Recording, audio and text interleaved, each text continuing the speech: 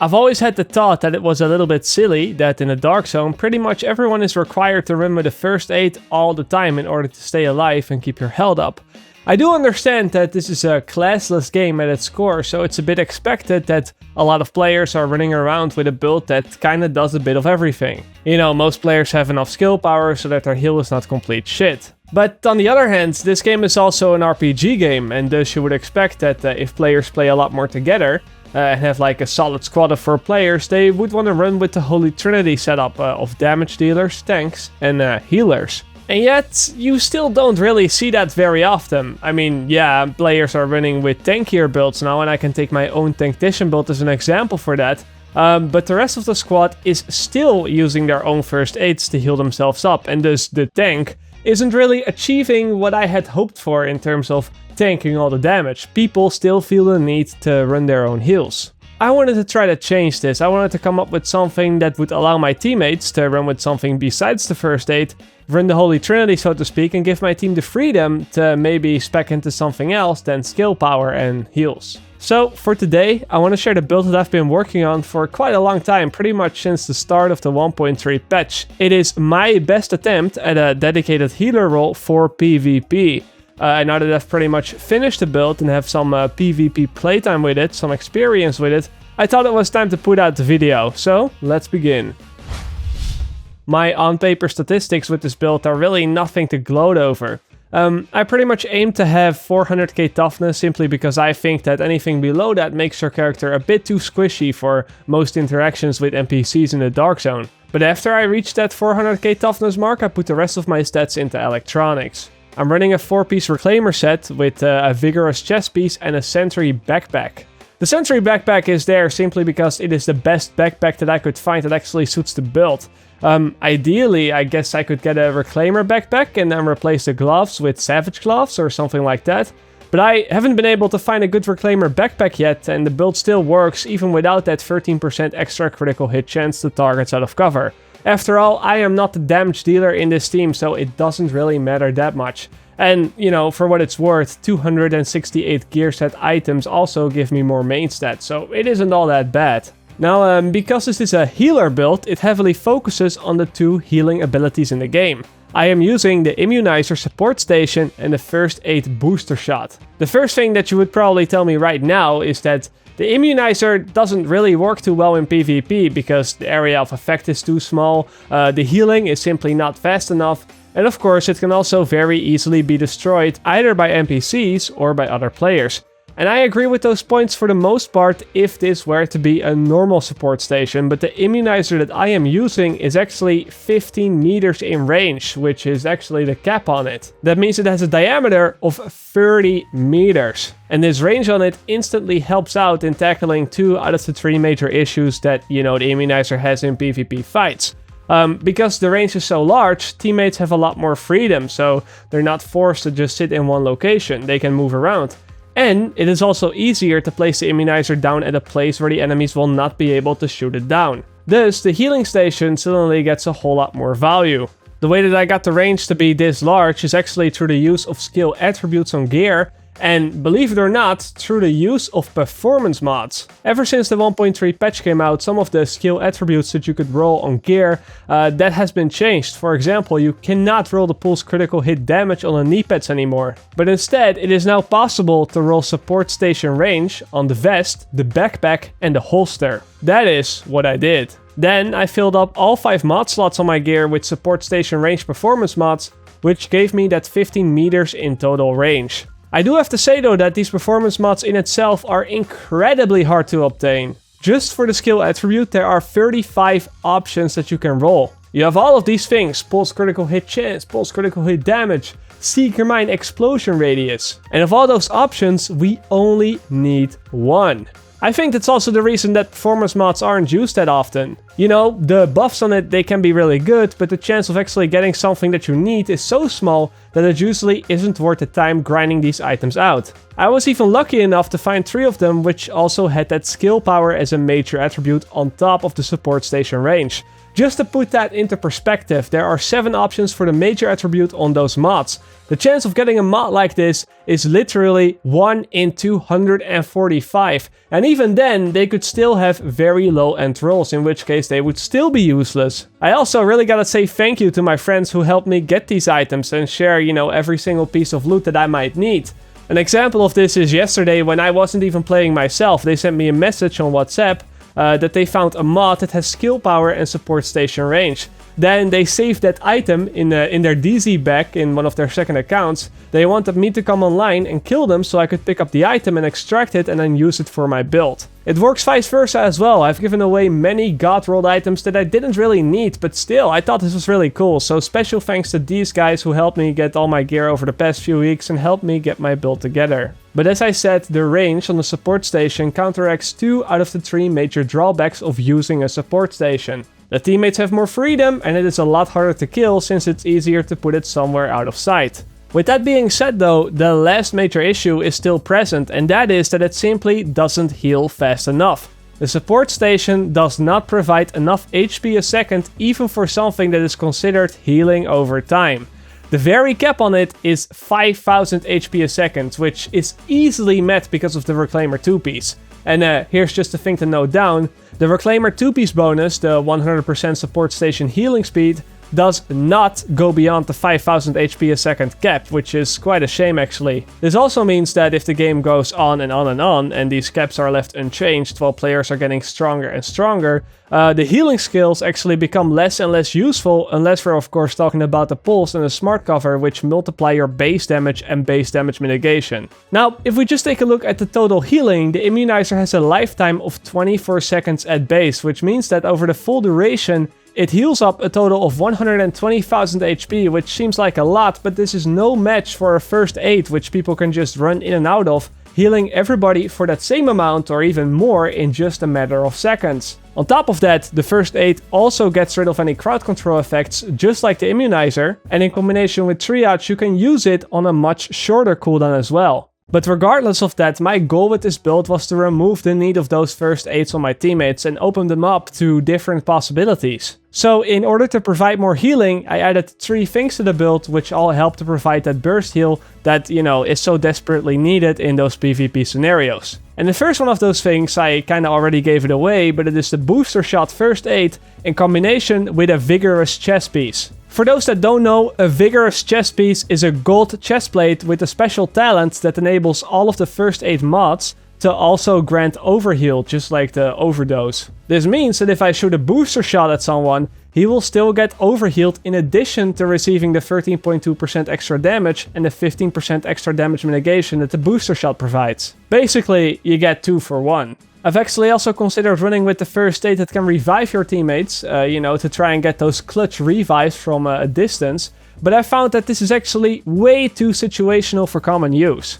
Not only is there quite a large delay on the actual revive, even when you time it perfectly, but it also requires the healer to really sit on his first aid and save it for those critical moments.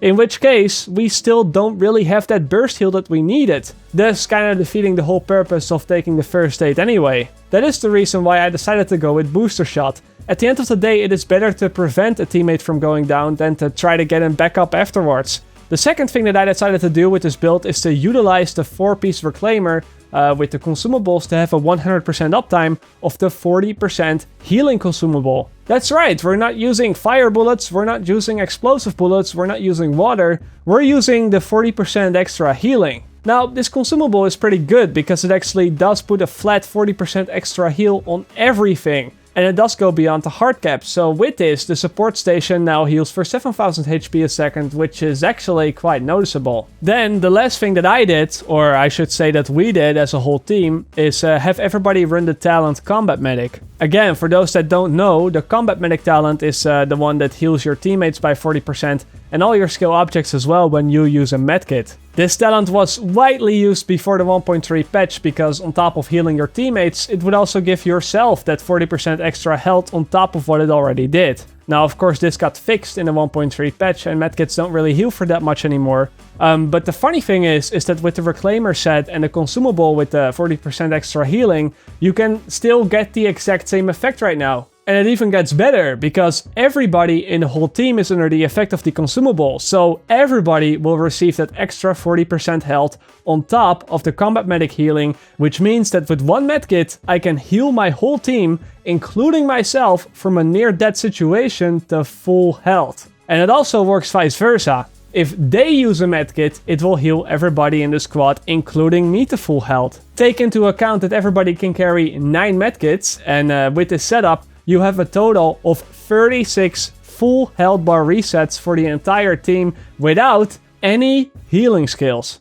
Put all of this together, and it seems like you can't really die, right? So how does it work? How does it really work in PvP? Does it work at all? Well, yes and no. Don't get me wrong, when the build works, it is great, with other players not being able to stun us, not being able to put us on fire, disrupt us, and with the incredible burst healing that we have, my teammates are able to run a variety of other skills instead of the first aid. We have multiple flashbang stickies, conceal pulls, smart cover, normal stickies, and even multiple shock turrets. And with this, you literally just run over people like it's nothing. Enemy shock turrets do nothing, Predator's mark builds become 100% useless since the bleed will not proc, flashbang stickies do nothing, fire bullets do nothing, and people just get stomped as everything that would usually stop a team of rogues, it now simply just gets ignored. Also, not to forget that we actually do have shock turrets and flashbangs available to us. And we have more of those than the usual team, because again, we are not required to run with as many first aids. So yes, the build works very, very well in PvP. But it isn't all perfect, and there are still some situations where it doesn't really work the way that I would like it to.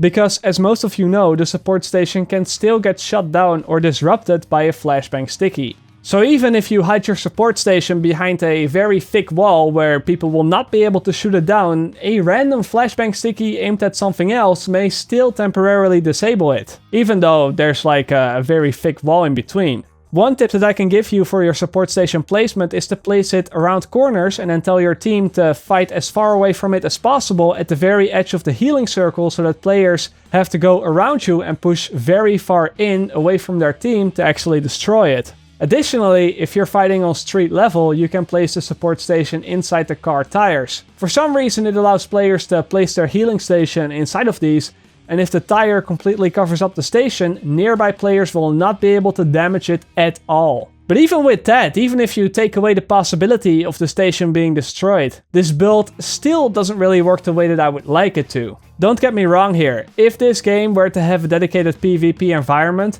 this build would have been the king. But in the Dark Zone, the NPCs are actually a bigger problem than other players. With the support station and with this setup, your team cannot really run away from a fight. That is because I am the only one using the first aid, and going past some NPCs trying to run off your rogue timer can often result in deaths because of a random shoddy that decided to join the party. On the flip side of it, you also cannot chase other rogues. I've talked about this before when I was talking about PvP balance. But when rogue players see that non-rogue players drop down a support station and smart cover, they can simply run in the other direction and then your skills are useless.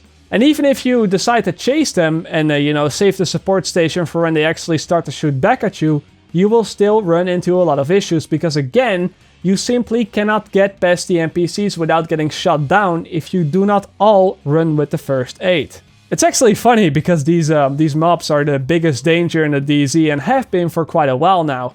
A great example of this is a clip that I recorded a few days ago when I went into the Dark Zone by myself with my Tactician build and then got jumped by 3 players while I was trying to take the supply drop. They ended up going rogue on me and chasing me and trying to kill me even after they claimed the supply drop, but because of my toughness and my powerful heals, I was able to outlive the NPCs while they all got shot down by a couple of NPCs in a matter of seconds, and I got to walk away with all of their items. I can tell you right now that they probably weren't too happy about that. But back to the whole situation of chasing and running away from rogues. These gimmicky situations where you cannot run and cannot chase at all, they can be avoided entirely if everybody in the squad simply runs with the first aid themselves and trades away maybe 1 or 2 shock turrets for that. And because this is the case, I simply cannot recommend going for this build. I unfortunately have to conclude that playing a healer role in the division is simply not a practical thing because it severely limits your options in terms of running away. And you're better off if everyone in the squad just runs a more balanced build, for example with skill power on their mask and on their backpack, so that their own first aids are strong enough without sacrificing any main stats. Hence the best in slot guide video. Also, if you're taking a look at this build and think that it might be good for PvE, I can tell you right now that this build is absolutely not worth it. Most of the endgame strategies aren't that complicated and just require the 4 players to sit right next to each other and stack all their buffs, you know, smart cover, pulse, damage ulti or whatever, and then you occasionally have 1 guy or 2 guys press a button or carry an object. With every single incursion this has been the case. Just look at Falcon Lost, Clear Sky, Dragon's Nest, whether you decide to do left side, right side, the pit, the back house, the front house, the back crates, the tower, just sit back. Whatever you choose, it's always just 4 players stacked up into one place with an occasional runner doing the buttons or picking up something. And in those situations, a tactician with a high skill power build with pulse and smart cover, or a character with more raw damage is just so much better than any sort of utility build. Who needs support station range if you're all sitting right next to each other anyway? So yes, it was fun trying something out of the box, something that I believe no one else in the entire game has done yet, and something that I personally thought could have added a lot to a team. But at the end of the day, the meta is the meta for a reason, and unless some major changes are going to be made, this game will always come back to people rolling around in each other's first aids and trying to put out as much damage as possible in between those moments. At least, you know, for PvP. And I guess that is all that I have to share with you today. As always, I hope you enjoyed this video, and I will see you guys later. Or like they say, in the Netherlands. Zie je later!